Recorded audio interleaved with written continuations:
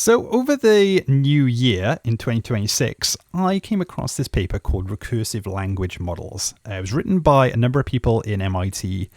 And this really intrigued me because a lot of conversations I have with my customers is they're expecting these agents to just go off into the ether, understand and retain everything to the minute detail, and then bring back concise information from everything it learned. And the issue with large language models, depending on the model you're using, it has a finite amount of memory.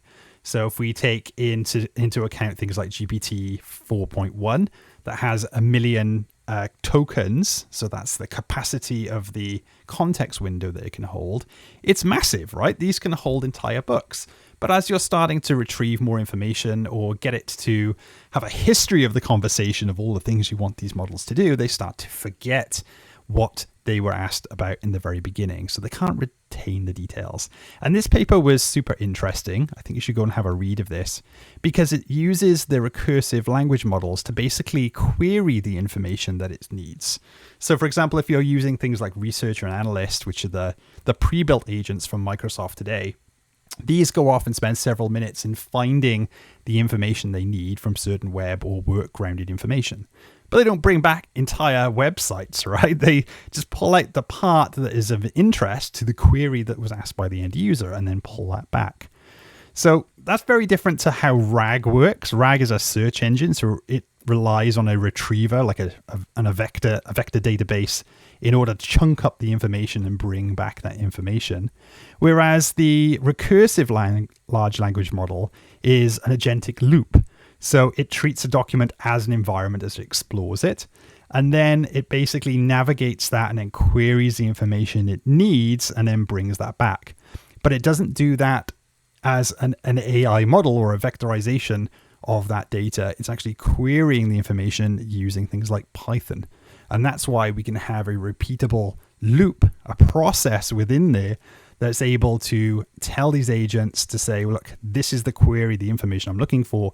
Now go and look into that blob storage or into SharePoint or other information that you need to retrieve in a recursive way. So very, very cool way of using these two different technologies together in order to basically expand nearly infinitely the context window to these models. So what we would do today within an agent, right, is if we want to bring in knowledge, then we can go over to the knowledge tab and then we can add knowledge and then we can use built-in connectivity into things like SharePoint. We can do web grounding in here, Dataverse, Salesforce. It's unlimited to the connectors that you can bring in here because you can create your own. But what we wanted to do to create these recursive language models is to build an engine, that RLM engine, within the Microsoft platform, within Azure, and then basically call a number of worker agents that sit within Foundry to do the work for us. And then, of course, well, we want to present that to a normal human being. So we've got Fred over here. He's going to interact with this RLM model via Copilot Studio, just as a way to interact via a chatbot or a chat window. That's going to kick off the process. Then what we're going to have within Copilot Studio is a set of custom connections. And this is going to link to our Azure Function Apps. So we're going to have a connector here that links off to an Azure function. But more importantly, this is going to be our recursive language model engine. To make this part of this element work, we're going to need a couple of different things. We're going to need to call multiple agents. In my case, I've got 2 set up for this proof of concept, but this is over here in Azure Foundry. And these are worker agents. So these are basically the workhorse to what the RLM engine is calling. So it's telling these, hey, I've got a new query for you. And in part of my demo, they've got access to an Azure container or a blob storage. But equally, this could also be connected out to SharePoint. Now, there's some important app connectors we'd have to create here. So this is on my to-do list, maybe for another weekend. This gets a little bit complicated when we're setting up authentication from an external service into SharePoint, but we can do the same thing within here. So within this Azure container, what I've put inside of here is a number of files. So I've got about 2,000 odd files in here, and they're all invoices. So as you can imagine, they have things like cost, descriptions, tax, and addresses and other information, right? So these are fully fledged invoices, but we don't want to bring all of that information into the context window, which is what you would potentially do today, running a query like this. So what we would do in Copilot Studio, if I bring you back all the way to the beginning, is we can have a set of base models or bring your own models within here as well. So for example, if we were using GPT 4.1, and we can use up to 1 million tokens within that, is those 2,000 files would have to be ingested into the memory or the context window of that. Now, 2,000 files, it might be able to do that because like 1 million tokens is huge, right? But if you're thinking about all of the files, all the databases you've got access to today, and you want to be a query across all of them, then that might not be the best way of doing it because it's going to start forgetting what's in the context window in its memory. So what this engine is going to do is it's going to understand initially the request from the end user.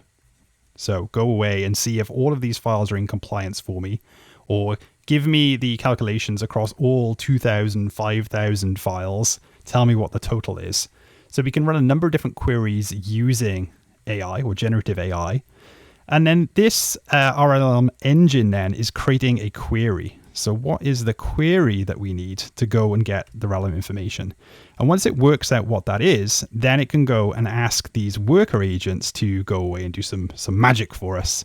So it'll go off to worker agent 1. This might be the root agent, so the orchestrator that's in charge, and then is able to understand the container and what query that we need to look across those files on. So recursively then we can pull in multiple agents to do lots of work in parallel for us. And then it's looking at those files individually and then using the query to pull out the information that we need and then pass that back through to the agents to understand that.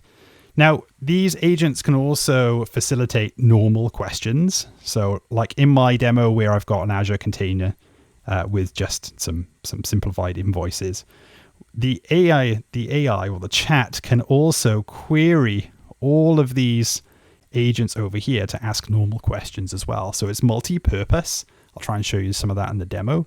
So there's quite a lot of moving parts within here, but now we can very, very quickly, depending on how many agents we've got working at the same time, being able to bring back all of that information, all those calculations that we need this whole process to run. So let's show you that in practice.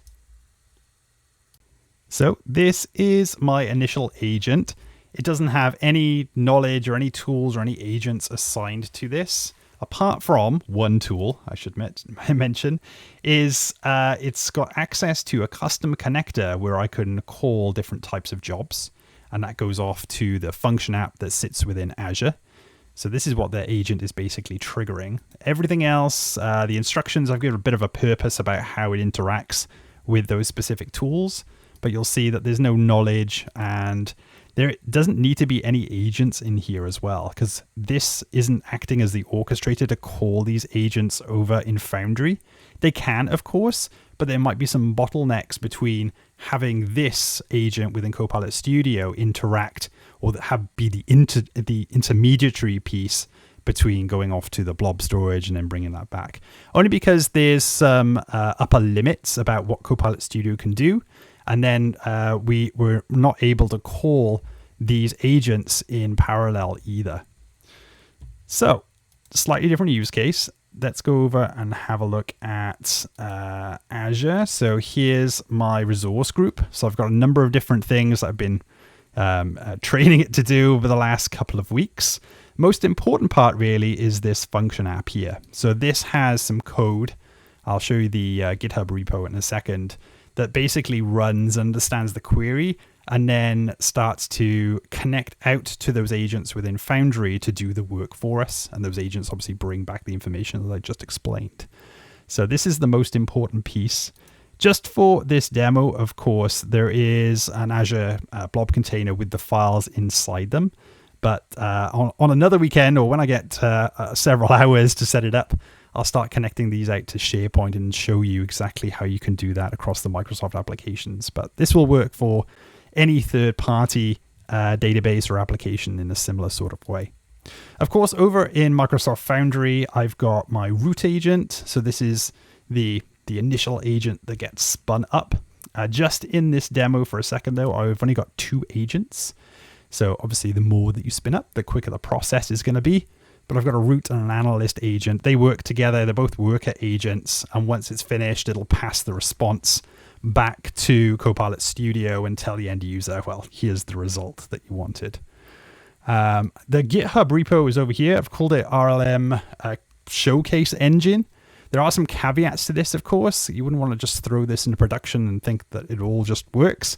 This is a little bit of a hobby of mine where I try and get the Microsoft technologies to work in slightly different ways. So I've tried my best to document everything that this showcase actually does. So have a read through that at your leisure. But let's show you this in action. So we're over here in Copilot Studio. We can activate this by saying, start an audit.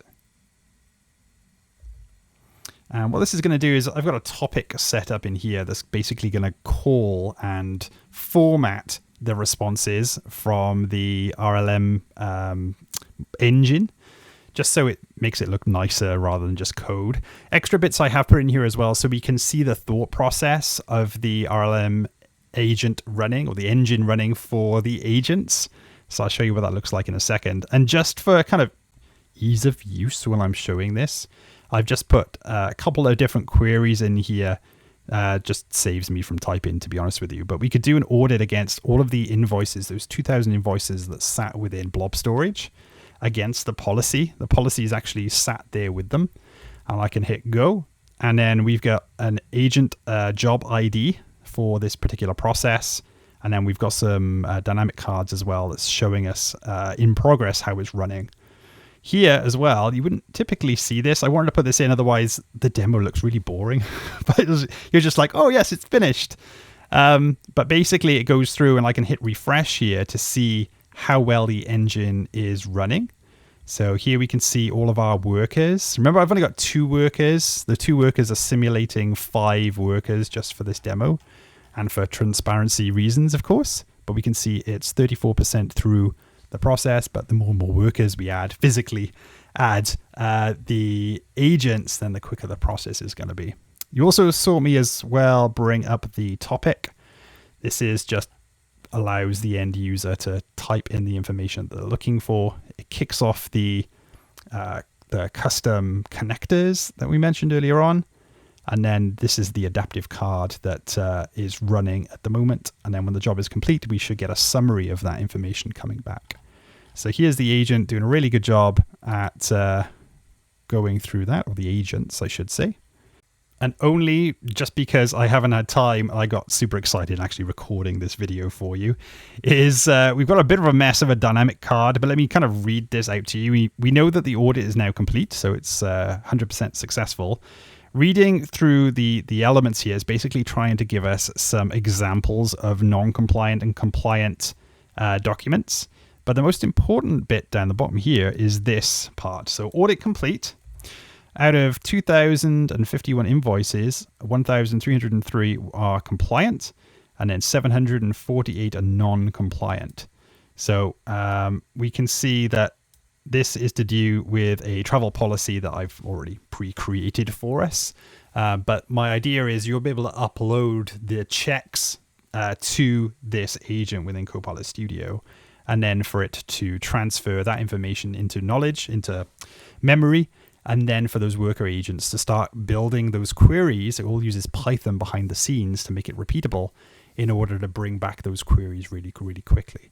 What it means then is the worker agents are going and running the query, running the Python query on the information, but only bringing back the elements that we need, not the entire invoice. We don't want 2,000 invoices dumped into memory and go, yeah, here you go, try and work this out. So we're using this in more tactful ways.